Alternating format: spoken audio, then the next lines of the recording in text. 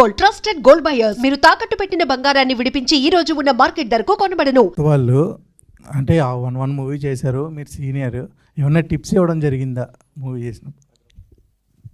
వాళ్ళు అడగపోయినా ఇచ్చేస్తుంటాను నేను, అదొక అలవాటు తనకి.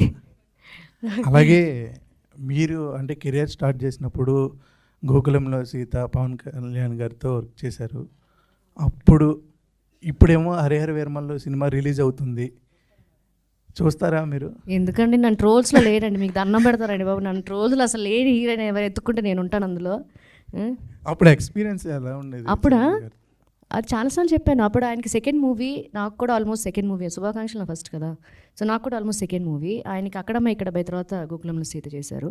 ఆయన ఎంత డౌన్ టు ఎర్త్ అంటే, యాక్చువల్గా చిరంజీవి గారి బ్రదర్గా యాజ్ అ పవన్ కళ్యాణ్ గారుగా టైటిల్ వచ్చేసి గోకులంలో సీత అనే ఉంటుంది, అంటే నా పేరు మీద ఉంటుంది. పేరు సీత కాదు, శిరీష. బట్ ఆ టైటిల్లో మెన్షన్ చేసేది అంటే గోకులం అంటే ఆయన గోకుల ఇది అని, అందులో ఒక సీత అని.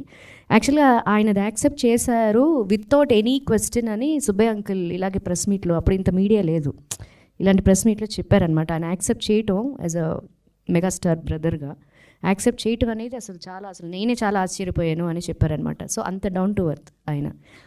ఇప్పుడు ఈ మధ్య అంటే నేను ఒకసారి ఇప్పుడు మధ్యలో కలిసాను కానీ, బట్ ఇప్పుడు చాలా బిజీ, యూనో, మాకంటే మీకే ఎక్కువ తెలుసు ఇప్పుడు.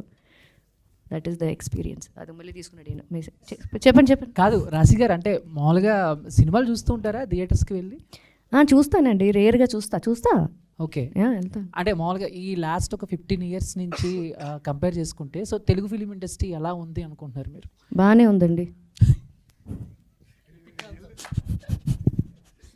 ఇప్పుడు పవన్ కళ్యాణ్ గారితో చేయాలంటే హీరోయిన్గానే చేస్తారా, లేకపోతే?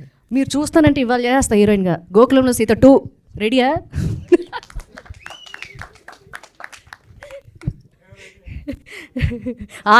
ఆయన రెడీ అంటే నేను రెడీ. సో ప్రొడ్యూసర్ గారు